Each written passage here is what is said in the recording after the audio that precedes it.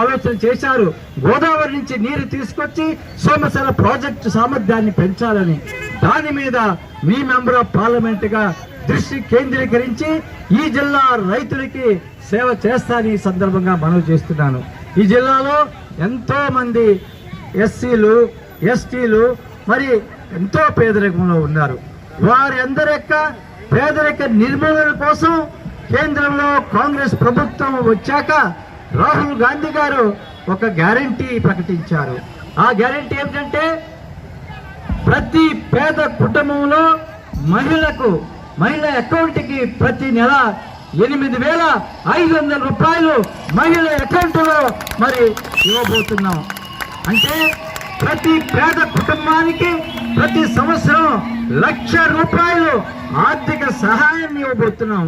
ఎందుకు చేస్తున్నారు కాంగ్రెస్ పార్టీ? ఎందుకు రాహుల్ గాంధీ గారు ఈ హామీని ప్రకటించారు?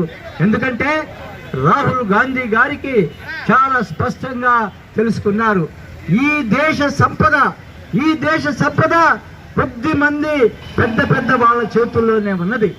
పేదవాళ్ళకి ఈ దేశ సంపదలో అతి తక్కువ హక్కు ఉన్నది.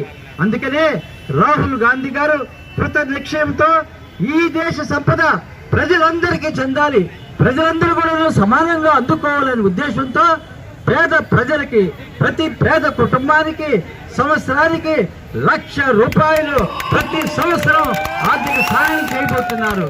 మిత్రులారా, తప్పకుండా అమలు కాబోతుంది. ఎందుకంటే